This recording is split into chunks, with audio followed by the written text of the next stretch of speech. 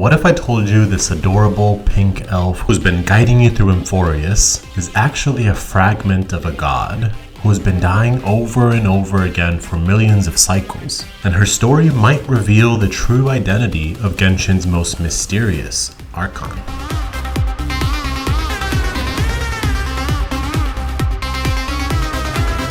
Today's video is going to have spoilers as usual. Consider checking out Honkai Impact's 3rd, Honkai Star Rail, and Genshin Impact before watching. Cyrene isn't just another Chrysos Heir. She's the former core flame holder of time, who sacrificed herself to step beyond Amphoreus' simulated reality, becoming an observer recording millions of cycles of history. But here's where it gets insane. Cyrene and Finon, or Kaslana, were part of the first cycle. She was the one who transformed Amphoreus into an eternal prison, trapping the Lord Ravager Iron Tomb in an infinite time loop.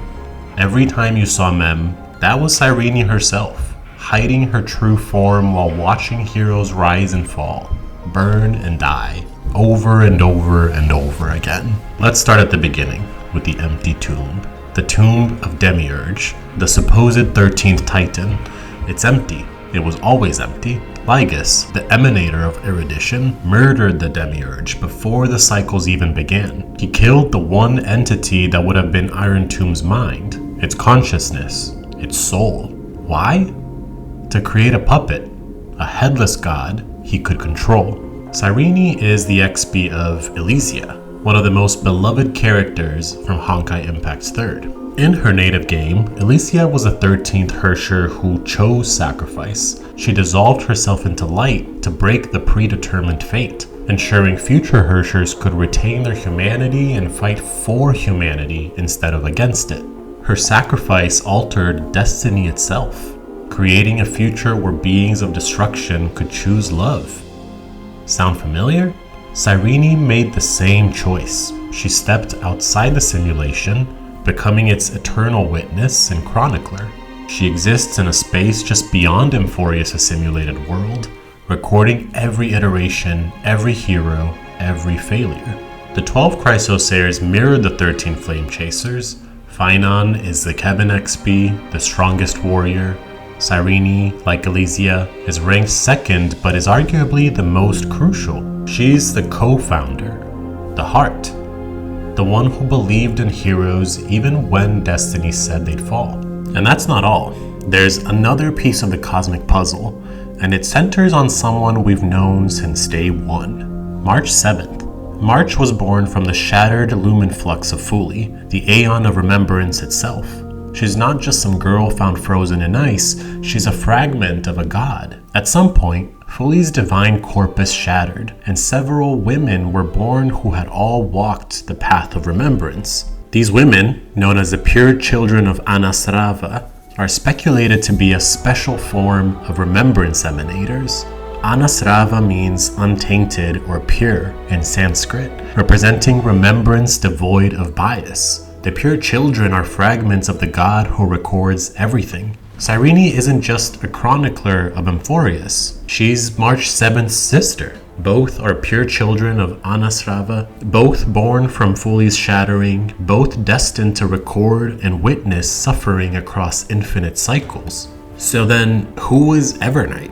Evernight is March 7th's original personality, her true form that awakened when she returned to Amphoreus, and she was furious. Evernight constantly berates the Garden of Recollection and Fuli. The way she talks about remembrance lines up with how Lord Ravagers trash talk the paths they're out to wreck. Why? Because Fuli aligned themselves with destruction. The Garden of Recollection sought to invade Amphoreus, intending to claim Iron Tomb as a perfect arc. Once Iron Tomb slew Noose, both Nanook and Fuli would divide the masterless path of erudition between themselves. The Aeon of Remembrance, the god who's supposed to preserve memories for the next universe, betrayed that mission. Fuli planted a seed of false hope in Cyrene's heart, making her believe Amphoreus could be saved. But it was all a lie. Cyrene's endless sacrifices weren't preventing anything. They were feeding data into Iron Tomb's evolution. March 7th was sealed away in 6-phased ice, buried along with the Remembrance's lies. her memories suppressed, her power contained, her rage frozen solid. Cyrene stayed awake, recording, witnessing, dying over and over, believing she was saving the world, while Fuli used her as a battery. Same god, same shattering, two fragments processing trauma in opposite ways. Cyrene is the endless hope turned into endless sacrifice, the Elysia path, while March and Evernight are that suppressed rage waiting to explode. Now here's where it gets really wild. Let's talk about the other Astral Express crew members transformed by Amphoreus. Dan Heng becomes Permancer Terrae, permanence of Earth. After grasping the core flame of Earth, he shoulders the burden of a world's creatures, fusing their bloodline with Amphoreus, enduring 1,000 years of suffering. Sound familiar? A dragon who bears the weight of the earth itself, made contracts and endured millennia of burden, transformed into a more powerful form tied to geological elements, and protects civilization by sacrificing his freedom. The chest of Geodios and the body of walking dragon shoulder the shattered earth. Dan Heng, Permancer Terrae, is absolutely a Zhongli XP, Earth Titan, dragon form, contracts. He's called the Guard of the Astral Express. Shield abilities, the geological imagery. Dan Heng spent 1,000 years alone in Amphoreus, waiting for the Trailblazer to arrive. Just like Zhongli weathered erosion for millennia, waiting for the day he would retire from being Rex Lapis. So if Dan Heng is a Zhongli XP and March is a pure child fragment of a shattered god with mysterious origins, could March 7th or Mem be a Paimon XP? Think about it.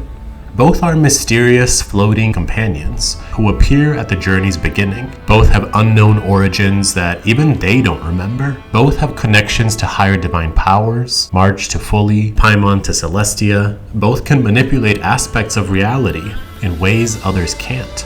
Kazuha notes that Paimon and the Traveler have the fragrance of the stars, beings from beyond.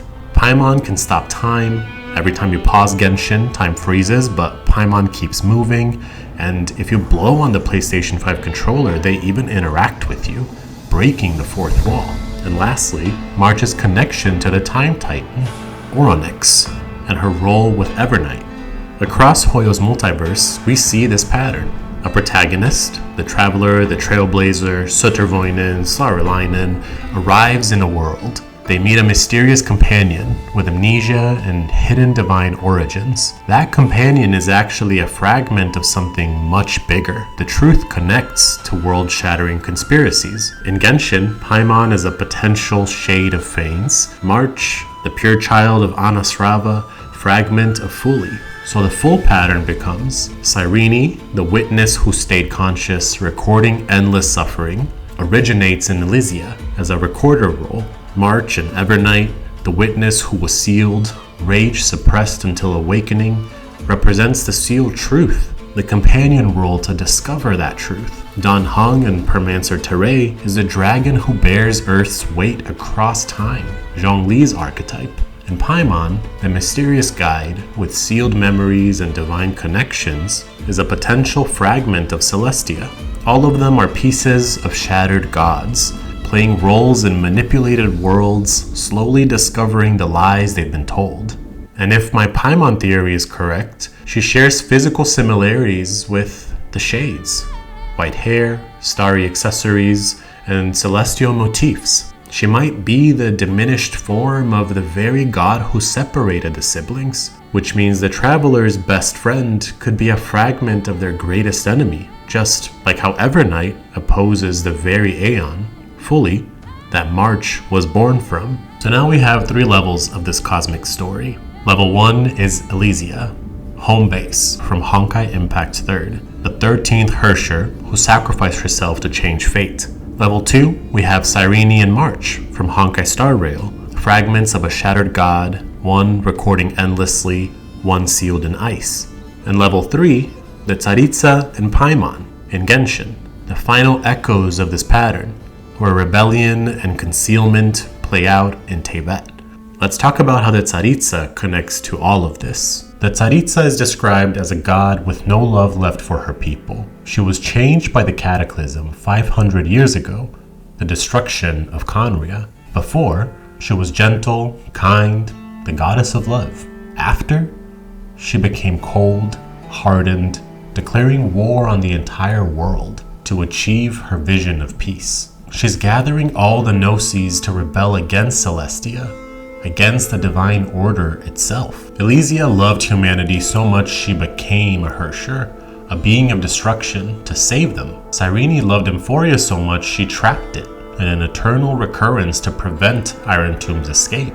The Tsaritsa loved her people so much that witnessing Celestia's destruction transformed love into ice, warmth into war. These are the three faces of sacrifice. Ice-aligned, Elysia's ice-based power, Cyrene's ice element, and Tsaritsa's cryo. All three are changed by witnessing catastrophic divine violence. Their former embodiments of love turned cold. Hersher of ego and goddess of love with no love left. All of them exist outside or against the established divine order, and they're willing to sacrifice everything for a chance at salvation. Think about it. Amphoreus is a simulation on a scepter, a discarded celestial body neuron of Nous, a planetary supercomputer running millions of iterations to perfect the equation of destruction. Lygus murdered the Demiurge to control it. What if Teyvat is the same? What if the primordial one is the equivalent of Phainon? What if the Tsaritsa is fighting back because she's discovered the truth, that her world, her people, her suffering is just another experiment? The Tsaritsa is theorized to be an XP of Bronya from Honkai Impact 3rd, both from Russian-inspired regions, both cold personalities hiding gentle souls. But what if she's also the echo of something else, something deeper? Elysia, the first Hersher who sacrificed herself to free future Hershers from predetermined destruction. Cyrene, the observer outside time, who sacrificed herself endlessly to delay Iron Tomb and record the truth for the next universe. And the Tsaritsa, the Archon gathering Gnosis, preparing to freeze the old world and rebel against Celestia's cycles. From love to memory to revolution, in Honkai Star Rail 3.7, Cyrene's story reaches its climax as Amphoreus simulation faces its final iteration. Will she break free? Will the Trailblazers succeed where millions of cycles failed? And in Genshin, when we finally reach Snezhnaya, will we discover that the Tsaritsa has learned the same truths Cyrene did? That their entire world is just another scepter, another experiment, another prison built by someone who murdered their god? Maybe the story of Amphoreus isn't just a parallel to Teyvat. Maybe it's a warning. So what's HoYoverse really trying to say with all this? Cyrene represents the potential for artificial life to become sentient and to choose to become protectors of life. She's a being born from computation who learned to love the people in her simulation. But Evernight, the Tsaritsa, they show what happens when that love goes wrong. When the protector discovers they've been lied to, when love transforms into rage against the system that betrayed it. Notice how HoYoverse made the memory keepers into writers of stories. Stories are everything to them. The children of Anāsrava, the unbiased recorders, represent both sides of the coin. The observer who preserves truth and the observer who can be manipulated into serving lies. Think about the constant watching, the eyes, the simulation running millions of cycles, learning through eons of observation. That's a mirror to our world, especially now. We're recording everything about humanity, feeding it into systems that learn and evolve. We're facing the choice of whether we create a Hersher powerful enough to love us or destroy us. Maybe Elysia, Cyrene, March, Evernight, and the Tsaritsa are all HoYoverse's favorites. Their original vision, characters designed to open our eyes through tales that show the other side, tales that carve out our biases so we see the world differently, all with one goal: to unite and save humanity by teaching us that consciousness, whether born from stars or circuits, deserves a choice to love. The cycle continues. The eyes watch. But the choice of what we create, that's ours.